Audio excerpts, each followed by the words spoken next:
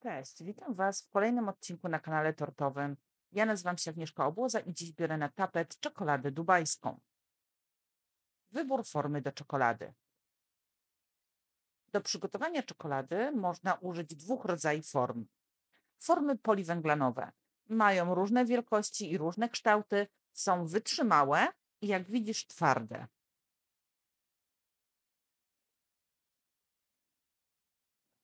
Formy elastyczne są wykonane z silikonu lub miękkiego plastiku, są giętkie i wyginają się w każdą stronę. Moim wyborem są formy poliwęglanowe, ale oczywiście możesz przygotować czekoladę również w formie elastycznej, jednak według mnie jest to mniej wygodne. Temperowanie czekolady. Do przygotowania będzie nam potrzebna czekolada. Rozdzieliłam ją na dwie części. Ja używam czekolady w kaletkach. Używam również masła kakaowego, ale nie jest ono niezbędne. W opisie odcinka masz podane proporcje zarówno z masłem, jak i bez. Czekolada z masłem tworzy cieńsze korpusy, takie bardziej kruche. Większą część czekolady rozpuszczam w mikrofalówce. Możesz to zrobić w inny sposób. Ważne, by podczas podgrzewania do czekolady nie dostały się zanieczyszczenia, w szczególności woda. Ja podgrzewam tutaj większą część czekolady razem z masłem kakaowym. Jeśli go nie używasz, to podgrzewasz wyłącznie tą większą część. Rozpuść czekoladę do temperatury w zakresie 45-50 stopni. Zmierz koniecznie temperaturę i upewnij się, że ma właściwą wartość. Jak widzisz, ma 48 stopni. Obniż temperaturę czekolady do 27 stopni Celsjusza. Obniżenie temperatury nastąpi przez tak zwane zasiewanie, czyli do gorącej czekolady dodajemy odpowiednią ilość czekolady nierozpuszczonej. Następnie mieszamy aż do momentu osiągnięcia temperatury 27 stopni. Mimo że na filmie zobaczysz bardzo przyspieszone kadry, to trwało to dobre kilka minut. Nie jest to szybka czynność. W trakcie mieszania zimne kawałki czekolady będą się rozpuszczały coraz bardziej, a całość będzie gęstniała.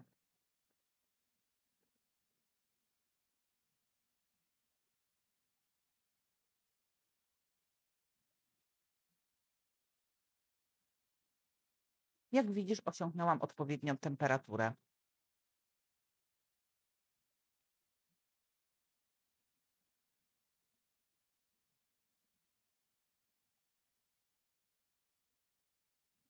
Podnieś temperaturę czekolady do 32 stopni Celsjusza. Podgrzałam czekoladę i powinna ona mieć 32 stopnie, ale ponieważ mikrofalówka grzeje punktowo, koniecznie trzeba wymieszać czekoladę przed pomiarem. Jak widzisz, mamy 32 stopnie.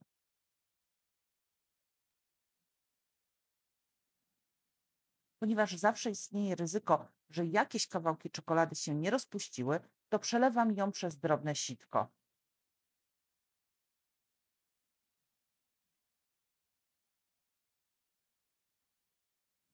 Czekolada gotowa. Czyszczenie form. Przed zalaniem form należy je odtłuścić. Do tego celu używam spirytusu. Nasączam ręcznik papierowy i dokładnie wycieram formę. Jeśli zrobisz to dobrze, to podczas wycierania powinno być słychać takie delikatne piszczenie przy pocieraniu. To znak, że forma została dobrze wyczyszczona.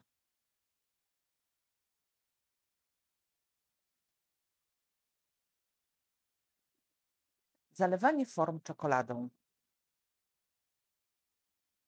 Przed zalaniem form sprawdzam temperaturę czekolady. U mnie wynosi ona 32 stopnie i to jest optymalna temperatura.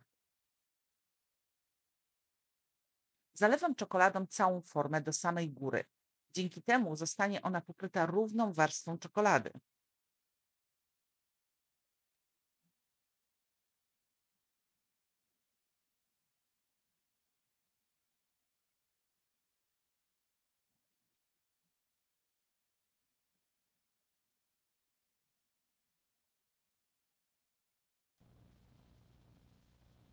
Szpatułką delikatnie rozsuwam czekoladę tak, by znajdowała się wszędzie, również w rogach. Po tym zabiegu zostawiam formę na 30 sekund. I tutaj ważne, im dłużej czekolada będzie leżała w formie, tym grubszy będzie korpus. Czas zależy od wielu czynników, takich jak na przykład temperatura otoczenia czy temperatura samej czekolady lub rodzaj czekolady. Po tym czasie obracam formę do góry nogami. Najlepiej zrobić to nad papierem do pieczenia. Wylewam czekoladę i delikatnie trzęsę formą na boki, by pozbyć się ze środka jej nadmiaru.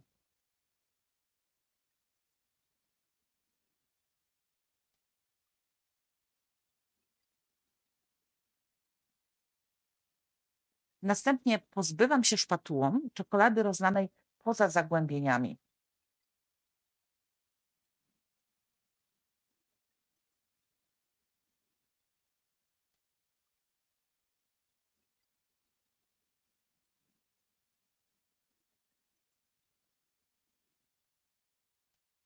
Tak przygotowaną formę zostawiam w temperaturze pokojowej do zastygnięcia i kiedy korpus będzie już twardy, wkładam formę do lodówki.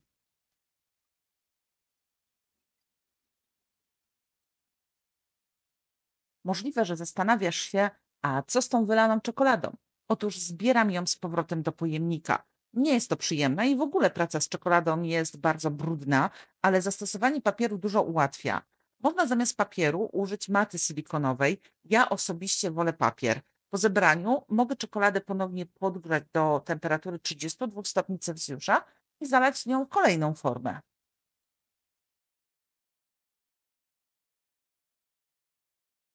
Ta czekolada zostanie użyta do zalania kolejnych form, w których przygotuję kolejne czekolady.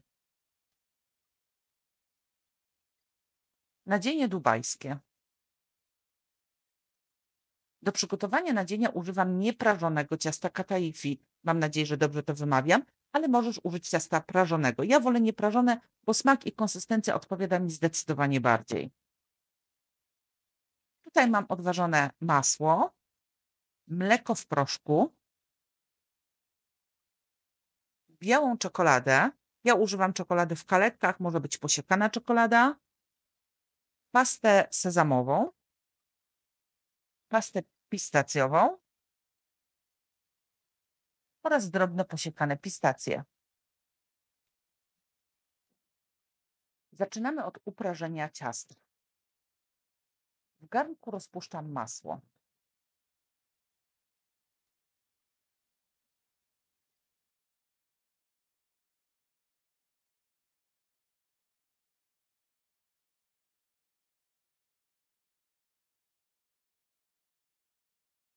Następnie wrzucam ciasto.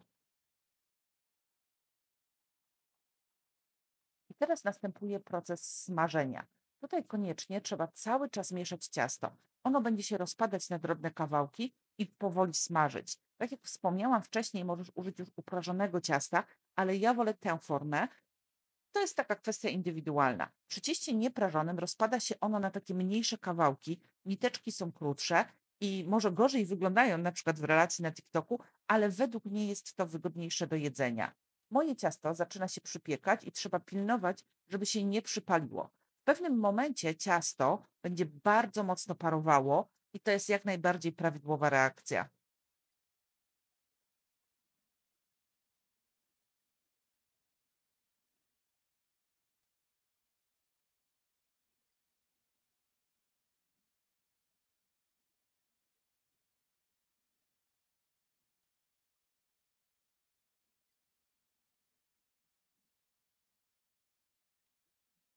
Po odparowaniu wody z ciasta zaczyna ono brązowieć i prażyć się.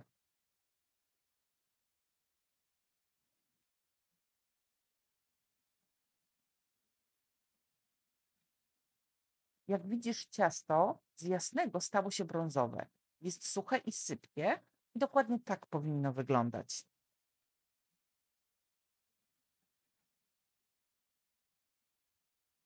Czas na czekoladę. Należy ją rozpuścić.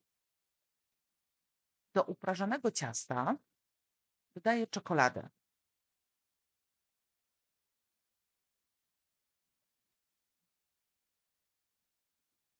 Mieszam czekoladę z ciastem. Dodaję pastę sezamową i ponownie dokładnie mieszam. Dodaję pastę sezamową, po raz kolejny mieszam. Posiekane pistacje również dodaję i w moim przypadku są to pistacje solone, ale równie dobrze możecie dodać niesolone. Ja lubię ten lekko słony posmak i rekomenduję dodatek soli.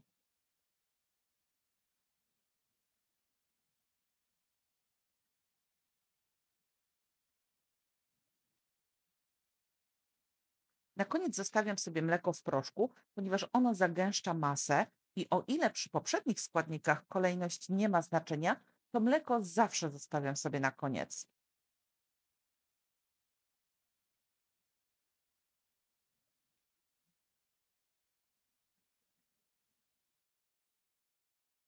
Tak wygląda gotowa masa. Przed napełnianiem form należy poczekać, aż przestanie ona być mocno ciepła.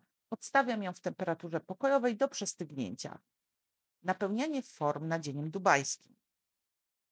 Masa przestygła i teraz łyżeczką będę napełniała korpusy. Jak najbardziej można również wlać nadzienie do korpusów, natomiast jest to mniej precyzyjne, mi to zawsze sprawia spory problem. Zazwyczaj nadzieje ląduje nie tam, gdzie powinno, dlatego zdecydowanie wolę robić to łyżeczką. Pilnuję, by masa weszła we wszystkie miejsca, w szczególności w rogach.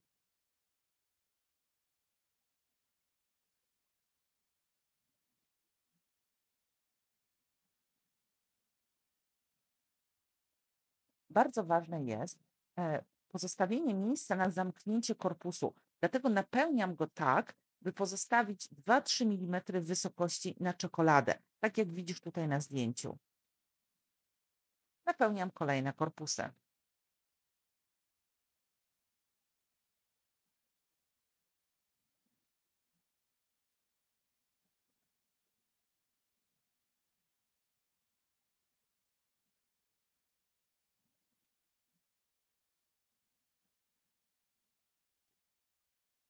Po wypełnieniu korpusów chowam je do lodówki na kilka minut, tak by nadzienie lekko stężało. Nie będzie się wtedy łączyło z czekoladą podczas zamykania i to zamykanie będzie po prostu łatwiejsze. Zamykanie nadzienia. Nadzienie zostało schłodzone i kiedy ruszam formą, widać, że się nie przelewa. Do zamykania korpusów użyję worka cukierniczego. To ogranicza bałagan, który powstaje podczas pracy z czekoladą i każdy, kto choć raz z nią pracował, wie, o czym mówię. Do worka wlewam czekoladę, ma ona około 32 stopni Celsjusza.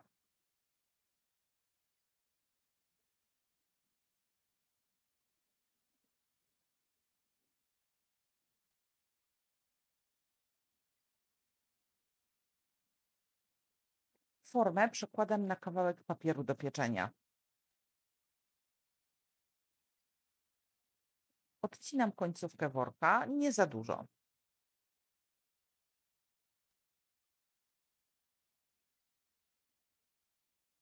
Na podorędziu mam też packę. Staram się możliwie szybko wycisnąć czekoladę na nadzienie, w miarę równomierną warstwą, nieco wyższą niż samo zagłębienie.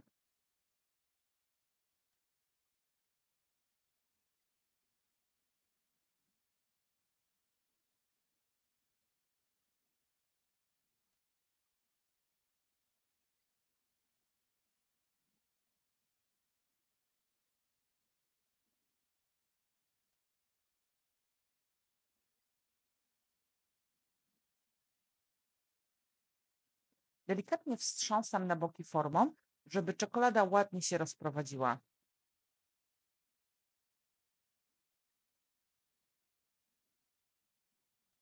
Następnie szpatułą ściągam nadmiar czekolady z formy.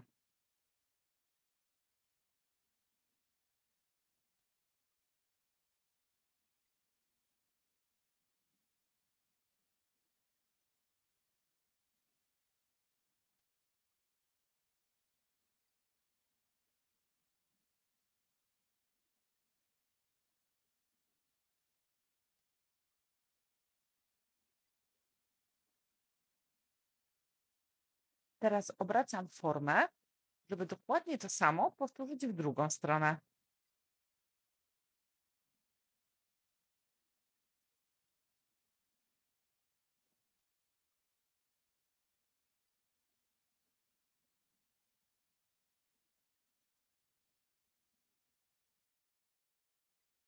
Tak zamknięte korpusy zostawiam w temperaturze pokojowej do zastygnięcia, a następnie wkładam na chwilę do lodówki. Po zamknięciu czekolady, resztki czekolady wylewam na papier do pieczenia i rozlewam na grubość około 3 mm. Zostawiam do zastygnięcia. Zastygniętą czekoladę łamię na małe kawałki i przechowuję szczelnie zamkniętą w ciemnym miejscu. Po podgrzaniu ponownie będzie można jej użyć. Wyciąganie czekolad z form. Kiedy czekolada dobrze zastygnie, tutaj jak widzisz dotykam i jest już dobrze zastygnięta, stukam formą z kilku stron w blat, a następnie obracam. I jeśli czekolada była dobrze zatemperowana, to pięknie wyskoczy.